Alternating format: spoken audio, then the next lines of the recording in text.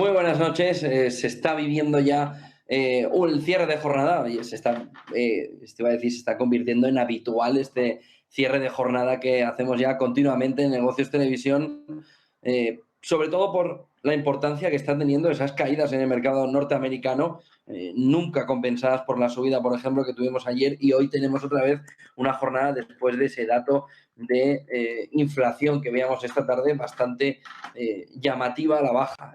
Tenemos aquí el gráfico de lo que está sucediendo en estos momentos en tiempo real. Fíjense en el gráfico diario, luego veremos en velas cómo se está comportando, pero la caída del S&P vuelve a ser potente del 1,6%. Vamos a ver cómo en los próximos 15 minutos puede defenderse. Fíjense que está en los 3.938 puntos. Vamos a ver dónde puede poner suelo. Y tenemos el Nasdaq en los 11.970, que sería ahora mismo la clave fundamental en el mercado americano, en el mercado norteamericano, en el mercado estadounidense. 11.968 puntos ven en este gráfico, vamos a ponerlo diario, con una caída importante en la jornada. Fíjense cuando se conocía el dato de la inflación, cómo se desplomaba el mercado para luego recuperarse. Tenemos con nosotros a Gabriel Montalto para analizar este cierre de jornada. Gabriel Montalto, muy buenas noches. ¿Qué tal? Muy buenas noches a todos. Buenas noches, José. Bueno, se está convirtiendo ya en demasiado habitual, ¿no? Estos cierres a la espera de ver esas malas noticias que se van sucediendo. Hoy parecía que cuando se conocía el dato de IPC iba luego a volver un poco la calma. Se ve muy bien en el gráfico de hoy ese agujerazo enorme de caída y luego de recuperación. Quizás se ve mejor en el Nasdaq cómo dejaba ese hueco bajista importante y luego recuperaba terreno, pero no ha habido consuelo, ¿no?, para el mercado, Gabriel. No lo ha habido en absoluto. De hecho, bueno, con el dato del IPC que ha salido, que si quieres luego ya comentamos un poquito más en detalle. Hoy en 5 minutos intenté comentar algunas cosas importantes que quizás pudieran tener algo que ver con esto, pero es importante también saber de dónde viene parte de este dato del IPC tan alto. Y estaba leyendo antes un artículo ahora justo de un operador por parte de JP Morgan, y cito textual alguna de sus palabras porque dice: todo el mundo es un oso, o sea, todo el mundo está con la piel de oso en este momento, no lo había visto desde el año 2008, y es uno de aparte de los operadores que suele ser siempre de lo más alcista, donde cada vez que haya una pequeña corrección, enseguida que el mercado pueda subir o algo, pero es que esta vez, como comenta, dice: China está cerrada, la inflación se está volviendo de forma salvaje, el conflicto de Rusia y Ucrania continúa impactando las cadenas de suministro, y tenemos también que la Fed parecería que está perdiendo el control, y por otro lado tenemos los tapering, o sea, los QT que están llegando, que es todo lo contrario a lo que eran los QE, y que eran inyectar dinero en el mercado. No recordemos que, recordemos que cuando le quitas liquidez al mercado, y uno de los proveedores de liquidez más importantes que hemos visto en los últimos años, y que muchos inversores quizás pasaron por alto este gran detalle, fue la Reserva Federal Americana, o sea, la Fed. Y ahora no solamente que quita esa liquidez, sino que además sube tasas, y además se quitará parte de los balances, o gran parte buscará quitarse de los balances de lo que compró antes. Vamos a decir que si durante muchos años todo lo que pudiera entorpecer para la subida de los precios de cotización del mercado americano, la Fed se encargó de tenerlo, como en aquel momento en España con la crisis de 2000, comenzada en el 7, pero que explotó en el 2008, se quedó con todos los activos tóxicos, digamos así, los bonos tóxicos que compraba la Fed ahora se tiene que deshacer de ellos. De hecho, tiene un gran problema, va a tener un gran problema, porque a ver quiénes van a ser estos compradores. Y yo creo que estos datos son muy importantes a tener en cuenta.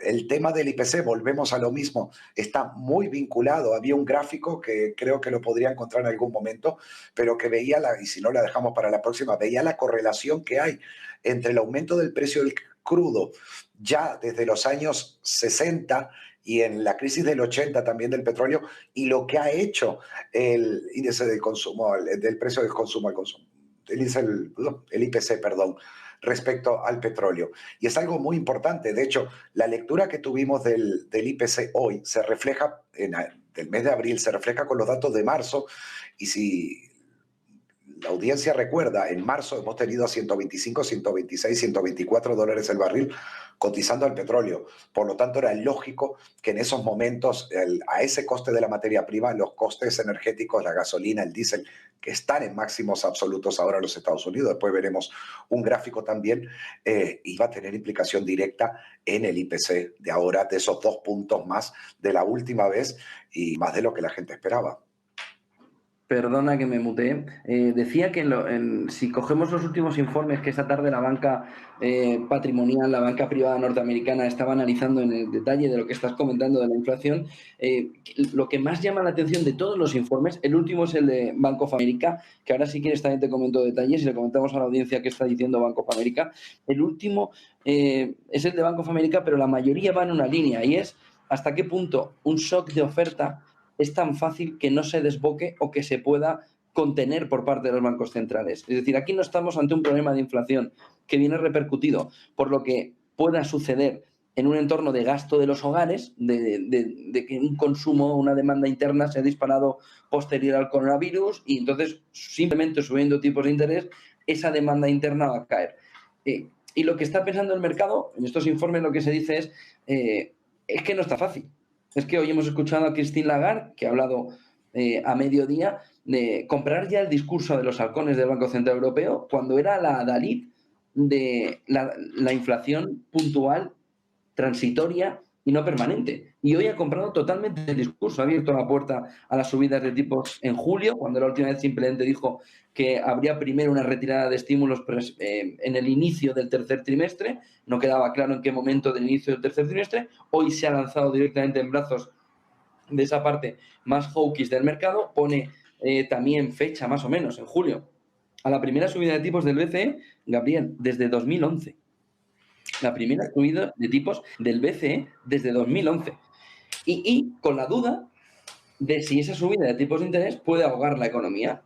Italia, menos 0,2 en el primer trimestre. España, más 0,3 en el primer trimestre. Francia y Alemania prácticamente planos. Alemania con un 0,2, pero Francia 0,0. Puede aguantar su economía. Eso, entonces, yo creo que el punto inicial, por lo que se ve en los informes, está en la conmoción con un IPC que se pensaba que podía ser menos shock de oferta y que ahora se demuestra que es más shock de oferta, una inflación que se demuestra irreductible y un mercado que dice, es que esto no es lo que se veía. Es decir, BlackRock se ha vuelto bajista. BlackRock se ha vuelto hoy bajista. Es decir, Alistair Hibbert, que es el gestor de estrella de BlackRock, ha dicho que su fondo de cobertura ya sufre las peores pérdidas de su historia en medio de una fuerte caída de acciones. Es decir, el fondo de cobertura de acciones estratégicas de BlackRock ha caído un 13% en el año hasta abril, superando su peor caída anual, que es del 11%. Y el gestor, que se ha beneficiado durante los últimos años de subidas históricas desde el 2011, está mirando ya que hay un cambio sísmico en los mercados mundiales y que se vuelve bajista. Y luego tenemos otra cosa que seguro que nos quieres comentar bien, y es un cambio en el modelo de quién es el grande del mercado ahora mismo. Y ya no es Apple, es Aramco. Es Aramco. No es metafórico solo. Es decir, no es algo circunstancial. Es algo bien hilvanado en lo que está sucediendo. Aramco, principal compañía por capitalización bursátil en el mundo por encima de Apple. Es que estamos hablando de algo muy importante y no olvidemos el sector también que ocupa, en este caso la empresa saudí. De hecho, cuando leía la noticia hoy, parece que ya en el pasado, en algún momento la había superado, pero había vuelto a perder. Y con la caída de Apple hoy y la revalorización de esta empresa, efectivamente la logró superar. Sector de la energía, al igual que estábamos comentando en el día de ayer también en Visión Global, comentábamos también el tema de Exxon, de Chevron, que son dentro de las que mejor están aguantando en este momento en el mercado americano, porque claro, todo lo vinculado al petróleo es lo que está haciendo, beneficiando en este sentido.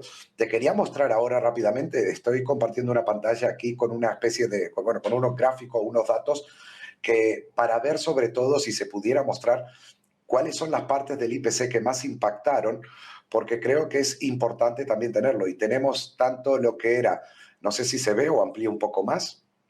Yo ampliaría un pelín más. Ampliamos más, entonces no hay problema. Pero aquí tenemos, por ejemplo, en el sector de la energía, el impacto que tiene dentro de lo que es el dato del IPC, por ejemplo, por supuesto que el tema de los combustibles, después veremos un gráfico de lo que está sucediendo con el precio del diésel y la gasolina regular americana también, que está en máximos absolutos completamente. De hecho, había un estudio que decía que si ya estaba siendo más caro en el hogar cocinar, por ejemplo, en los Estados Unidos ahora, con toda la subida de precios de las diferentes ingredientes que se necesitan para preparar la comida, a que si pedías un takeaway o pedías un delivery en ese caso, pese a la subida de la gasolina. O sea, es algo que no se ve muy a menudo en la economía. Normalmente te quedas en casa para ahorrar dinero y no es que pides dinero o intentas ir afuera a pedir comida para que te la traigan.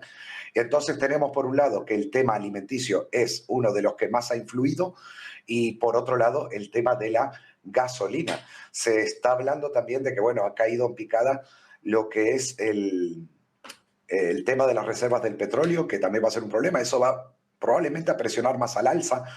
Draghi hoy comentaba, estaba en Washington también, hizo un comentario un poco extraño que quizás no sé si se pasó desapercibido o no, pero dice, son muchos los países que en este momento no solamente siguen comprando petróleo a Rusia y gas también, sino que además bajo las reglas de Putin están pagando en rublos. Y eso ha llevado sobre todo a tener un rublo, por ejemplo, en estos niveles que podemos ver ahora aquí rápidamente, en la zona de $72 aproximadamente, y llegó a tener un pico de 60 y pico. En este momento no hay liquidez de rublo, por ejemplo. Los países están tratando de adquirir el petróleo pagando según las condiciones que había puesto Rusia, y esto está fortaleciendo también mucho. Hay un problema, yo no sé cómo la Comunidad Europea va a resolver esto, sobre todo porque ya hemos visto lo que pasaba con Hungría y el resto de países, y yo creo que les va a llevar mucho tiempo adaptarse y a ver de dónde van a salir las reservas necesarias, sobre todo para poder suplir la demanda que en teoría no debería darnos Rusia si se lleva adelante esta parte del embargo. Yo creo que esto va a influir en negativo, o sea, para hacer que el precio del petróleo subiera. El precio de las tarifas aéreas en los Estados Unidos se dispararon también, fue uno de los alicientes para el IPC por el precio de la querosina, que estaba por encima de los $240 el, la querosina de las compañías, para las compañías aéreas, para los aviones, y estamos hablando sin coste de intermediación, sin impuestos y solamente neto el precio, y es algo que no se había visto antes hasta ahora. O sea, es algo que realmente va a dar mucho que hablar en este sentido. Te muestro otro gráfico. Dime. Solo te quería, cuando puedas luego, creo que el Bitcoin merece hoy un comentario, ¿no? Sí, La le caída vamos ya a dar. está por debajo de los 30.000, yo creo que ahora el vértigo empieza a asomar ya fuerte, ¿no? Pero bueno, avanza por tu lado, avanza por lo como deberías. El último, digo un poco para darle sentido a todo lo que está pasando y un poco ir justificando que no es solamente que el mercado cae porque suben los intereses de la Fed y si los va a subir más o no, que de hecho lo vamos a tener. Miramos por ejemplo, este es el sentimiento de los constructores inmobiliarios en Estados Unidos y este es el de los compradores. Mira la descorrelación que hay cuando siempre la ha tenido, y esto viene ya, es un gráfico que trae de más años atrás. Aquí lo vemos, mira, desde el 90 al 94, periodo del 95 al 99 y el último 2020-2024. Esto va a arrastrar también a lo que es el sector inmobiliario americano, que no olvidemos que de los casi 17 trillones o billones, cifras europeas, de deuda que tiene los consumidores americanos en este momento, el 85% lo ocupa el mercado de los mortgage de la vivienda allí. Y esto puede llegar a ser un gran problema. Después viene seguido por el tema de los préstamos a estudiantes y por último el de los vehículos. Y ya el último gráfico, antes de realmente ver mercado, ver Bitcoin y todo eso, que les quiero mostrar sobre todo a todos, es el siguiente. Este es un índice, las fuentes de Bloomberg, por supuesto. Este es un índice que reúne a índices de 73 países, ¿vale? 73 países. Voy a tratar de dar con la mayor Y aquí vemos desde 2007, bueno, la formación que yo te comentaba el otro día de hombro, cabeza, Sí. hombro, del Standard & Poor's, aquí un invertido en el 2009, etcétera, el doble techo, los breakout una vez superados el antiguo mínimo, la zona de corrección, etcétera, etcétera. Pero aquí viene quizás lo relevante, es que en este momento vamos a tener que dominar un poco lo que es chartismo. Esto no es análisis técnico, es chartismo, nuevamente hombro, cabeza, hombro, pero están los famosos doble techos o doble suelos. Y los doble techos es como imaginarnos una M y un doble suelo, para que se entienda más fácil, es lo que sería una W, o sea, una W o W, como le dicen en latino, que le decimos en Latinoamérica también. Pero este doble techo tiene implicación bajista y es que indica que es muy probable que podamos entrar en algún momento en la recesión global y que arrastrará mucho más al resto de mercados en este sentido. Y yo creo que es uno de los gráficos que más me llamó la atención, porque realmente haber tenido en un solo índice a 73 índices, que por supuesto incluye países europeos, Asia, Latinoamérica y Estados Unidos también, yo creo que es muy relevante y tener en cuenta de lo que al menos se puede estar esperando. Y eso justifica un poco tanto miedo por todos lados. Así que ahora, si quieres, ya podremos empezar a compartir directamente lo que está haciendo el mercado. En este Sí, momento te vamos a cargar pongo, rápidamente, a refrescar. piensemos en el detalle del cierre, está ajustando, pero la caída es del 1,64%, 3.939 el S&P, me estoy refiriendo. En el Nasdaq, 2,9%.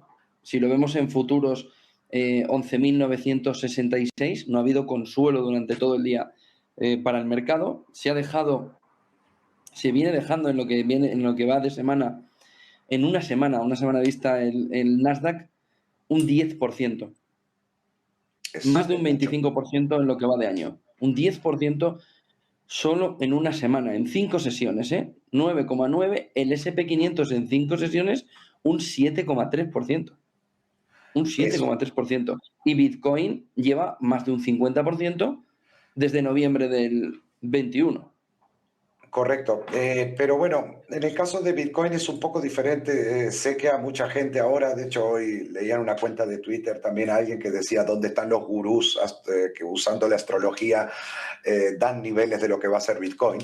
Y bueno, a nivel de trading, una cosa es analizar, otra cosa es hacer trading o hacer inversiones, porque cuando uno analiza trata de acertar, pero cuando uno hace trading su deber es tratar de ganar dinero, acierte o no. Sé que a la gente le cuesta entender esto, pero es así. Tú puedes decir, pienso que sube, y sin embargo tener dos planes de acción por si te has equivocado a la hora de actuar. En el caso de Bitcoin, Bitcoin ha llegado a tener, si miramos por ejemplo aquí, desde máximos del noviembre de 2021, por Noviembre. ejemplo, hasta noviembre, perdón, del 21 hasta enero del 22, estas caídas, como esta otra también, de abril del 21 a lo que fue mayo del 21, Bitcoin ha caído en la historia. De hecho, hay un gráfico que colgaba el otro día también, 8 veces de las más grandes, y estamos hablando de caídas hasta un 83%, 87%, y después de eso ha buscado nuevas zonas de máximos, históricos o no algunos, pero ha rebotado. Claro que ahora está golpeada porque, repito, hay más de 30 empresas del Nasdaq que están vinculadas directamente a la tecnología blockchain y también vinculadas a lo que le pase a Bitcoin. Por lo que, como está cayendo el sector tecnológico americano, está afectando directamente también el problema de Bitcoin. Y Bitcoin estaba teniendo otro problema, y es la falta de liquidez. Al igual que seguimos con falta de liquidez. Estaba mirando un gráfico también de Bloomberg hoy, donde realmente se mostraba en tiempo real que al no haber liquidez es muy difícil colocar tanto órdenes de compra como de venta, porque cuando la gente analiza volúmenes, y aquí vemos velitas verdes y rojas, y la gente a veces confunde que la vela verde es porque el volumen indica que el precio va a subir, etcétera. No, en realidad son compraventas, o sea, una venta, que es una vela roja, se efectúa porque hay una compra, y una compra se efectúa también porque hay una venta. Entonces, si es por mí, quitaría los colores de las velas del volumen, lo dejaría un solo color blanco para que la gente no se confundiera. Lo importante es que en el caso de Bitcoin, por ejemplo, y en esta caída, estoy en un gráfico semanal, Si yo lo mirara ahora en diario, y quiero que se preste atención a esto, en diario, pese a que ahora perdió los 30 y ahora está en los 29.300 aproximadamente, que para mí los 30 eran importantes psicológicamente también, como los 4.000 del Standard & Poor's y todo, quiero que presten atención a que ha tenido movimientos similares de caídas. Mira este volumen de aquí, de mayo del 21, aquí se ve un poco, voy a intentar a ver si lo puedo ampliar. Esta barra de volumen de mayo 21, como a los siguientes días no se movía casi Bitcoin y de ahí ya se pegó una subida. Después vemos niveles similares, ya con precios más abajo. Aquí, gran cantidad de volumen, tardó sus días, de hecho tardó casi un mes y medio, pero a partir de ahí, y ya desde precios de los 6.000 y pico en marzo de 2020 y 4.000 que llegó a tocar, se fue directamente a los 63, casi sin parada. No quiero decir que lo vaya a hacer desde ahora, pero lo que sí me está llamando la atención o me gusta es, en referencia al volumen para Bitcoin, esto. Estamos teniendo en los últimos 3 días, incluido hoy, niveles de volumen que solo se han visto una vez más atrás en el 21, otra vez en el 21, otra vez en el 21, 2 veces, Pero que y luego ya en el 20. coinciden Gabriel, con las caídas, ¿no? Coinciden ¿Perdona? siempre con las caídas. Coinciden siempre con las caídas, ¿no? No necesariamente, porque por definición, acumulación ocurre al final de una tendencia bajista, en donde el precio casi no se inmuta, entra en lo que se denomina en trading, en análisis, zona de control. Zona de control es un lugar relevante para un precio donde apenas tiene fluctuaciones, aunque las tenga si las ampliamos, algo, poca volatilidad o controlada, mucho volumen, pero no hay grandes saltos. Eso sí, después viene un disparo, tanto al alza o a la baja. Si esa acumulación al final de una tendencia bajista, suele, por estadística y probabilidad, que ese salto sea al alza. Cuando sucede en la parte alta, cuando vemos los volúmenes que se desarrollan en la parte alta y el precio queda como detenido, como en un movimiento lateral, y es al final de una tendencia alcista, se le llama distribución. O sea, ya no hay más papel y lo que intenta hacer el mercado es liberar papel, se hace con viene de las acciones esto, y es que ocurren las caídas. Y ahora estoy viendo que está ocurriendo al final de una tendencia bajista, que hay mucho volumen, que pese a que pierda los 30, los vuelva a recuperar, 31, 32, etcétera, 30, para Bitcoin en estos niveles no es nada nuevo y podría estar quizás haciendo una posible acumulación, que no sé los días que llevará o semanas, y muchos ya dirán que esto ya se va a los 20.000, a los 15.000, y quizás acierten y tengan razón, pero todavía no me animaría a decir eso, porque Bitcoin ha sorprendido y no una sola vez, más de una también. El único problema que tiene esta vez, el ingrediente adicional que tiene Bitcoin, es la no tan descentralización que le caracterizaba, porque tiene vinculación en este momento, correlación con lo que está haciendo el Nasdaq 100. También sabemos que en una caída tan grande como la que estamos viviendo, podrán haber rebotes puntuales en el aspecto técnico.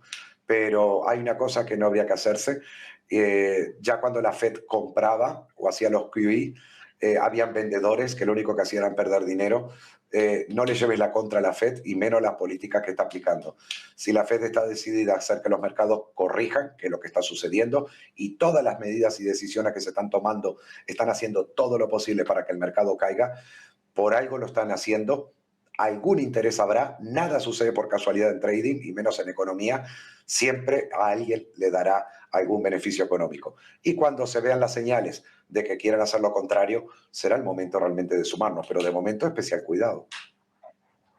Tenemos un par de detalles. Yo creo que la pregunta clave ahora mismo que hay que hacerse es, no hay bola de cristal, pero hasta dónde puede caer eso. Pero hay un elemento más, comentaba antes, el último informe que está moviendo la preocupación de los inversores es un informe de Bank of America. Dice que la Fed no tiene una alternativa que una leve recesión y dice que no tiene una alternativa que la destrucción de un 0,1% del empleo mes a mes, pero que si esa destrucción no es suficiente para reducir la demanda, Bank of America ha puesto número, 70.000 empleos al mes, 70.000 empleos destruidos al mes, para así, de esa manera, conseguir hacer una leve recesión, dice Bank of America, pero conseguir tirar abajo la inflación. Estamos empezando a hablar de números demasiado gruesos y también por eso el mercado yo creo que está empezando a asustarse bastante. Pero a partir de aquí,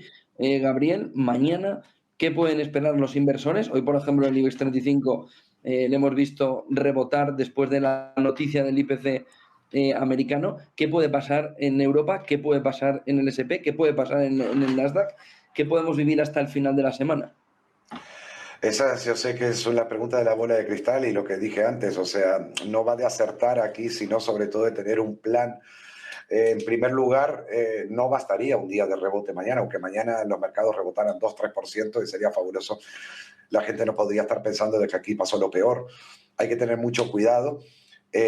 Vamos a ver exactamente, o sea, es que lo que acabas de comentar de lo que dice Bank of America y de los planes de la Fed, no es a tomar tan a la ligera, es un dato muy importante y ya nos están dando pistas de lo que va a ser el mercado. Por lo tanto, los compradores, de momento, muchísima cautela, a no ser que hagan trading intradía o algún tipo de inversiones de otra forma, pero aquellos que quieran armar cartera, creo que van a tener mejores oportunidades. El eurodólar, sé que estoy en el bando contrario a la mayoría al consenso de analistas que ven la paridad, etcétera, pero lo que hablaba antes de Bitcoin con la acumulación, volumen, etcétera, lo estoy viendo para el eurodólar y no sé cuál va a ser el detonante ni cómo lo van a hacer, pero se viene resistiendo muy bien al 1.05, da igual que pierda el 1.05, 1.04, 50 o algo, pero creo que voy a ver un eurodólar más cercano al 0.8, 0.9 que del 1.00 respecto a la paridad. Así que a tener cuidado. Y lo que veíamos... Bueno, eso nos llevaría, Gabriel, eso nos llevaría, Gabriel, a la valoración del EQ. Eso nos llevaría a la valoración anterior que tuvo el EQ, que tuvo el euro antes de empezar a moverse. Ese 0,8 era el valor del EQ. Pensemos. No, perdón, cuando hablo de 0,8 hablo del 1,08, hablo, que lo veo alcista en mi caso. Pero efectivamente cuando empezó... 0,8, porque 0,8 es la valoración del EQ. No, 0,8 sí fue cuando salió, me lo recuerdo muy bien. De hecho, todavía mantengo el kit que vivía en Alemania para que nos hiciéramos a la idea de cómo iba a ser el euro. Pero efectivamente, para el eurodólar no me decanto tanto por la paridad y sí quizás más en torno al 0,8, el 1,08, perdón. Habría que ver un poco si el Banco Central, al subir los tipos, que es muy probable que lo haga. De hecho, Banco Central Europeo también dijo... y creo que lo confirmaba hoy Lagarde también, era de que iban a empezar este año y después del verano con el tapering también. O sea que también se van a deshacer de bonos. Va a subir el Euribor, es algo obvio, es algo lógico en el momento que se tocan los intereses. Una vez dijo uno de los CEOs del banco alemán, del Deutsche Bank, hace años, que daba igual lo que pasara en Estados Unidos. En Europa, ese tsunami solía tardar entre 3 y 6 meses en llegar, para lo bueno y para lo malo. Y creo que esta vez está llegando en fechas. O sea, hace unos días tuvimos lo de la FED y ya para verano, después de verano, Banco Central Europeo no se podrá quedar afuera de lo que el resto de bancos centrales ya está haciendo. En el último dato de empleo, sí. En el último dato de empleo que había salido bueno para América, las empresas que más habían generado empleo eran las de más de 500 empleados. Y comentaba que esta recesión iba al primer que iba a castigar. Y es lo que me estabas comentando tú antes de que calculan esa destrucción controlada de empleo mes a mes. O sea que el buen dato que hubo antes, hace unas semanas, se va a revertir en los próximos datos de las próximas semanas como algo bastante malo. El Bitcoin ha llegado a estar en 29.035 hace apenas unos segundos, está en 29.053 ahora. La caída es del 6,27, está peleando todo lo que puede, 29.026, 29.061, 29.023, para evitar perder los $29.000. El Bitcoin ahora mismo, yo creo que es uno de los, si los 30.000 eran importantes, perder directamente de los 30.000 a los 29.000, perderlos también en la jornada de hoy, la jornada de mañana, 29.016, 29.000 exactos, el Bitcoin ahora mismo. Una caída del 6,52. Ahora mismo acaba de perder el Bitcoin el 29.000. 28.897. Sí, ahora mismo el Bitcoin acaba de perder los 29.000, los está recuperando también por segundos, está bailando alrededor del 29. Fíjense, ha caído a 28.097 y está en 29.236. Ha tocado el suelo por debajo de los 29.000 y el rebote ya es hasta los 29.258. Ha tocado Correcto. el rebote clarísimo a la baja y ha rebotado rápido. Lo tenemos en 29.281. Era una cota que se esperaba que pudiera ver cómo jugaba con ella en cuanto, como el gato, ¿no? Cuando toca el agua, salta para arriba para evitar los 29.300, ¿eh? Estas son cosas normales. No, no es bueno que esté perdiendo, por supuesto, los soportes, pero lo que decía anteriormente, o sea, los 29, los 30, hasta 28 y medio, 31, estamos hablando de una franja que, si bien son muchos dólares, es cierto, pero los tamaños que suele tener la volatilidad de Bitcoin y los movimientos bruscos podría ser.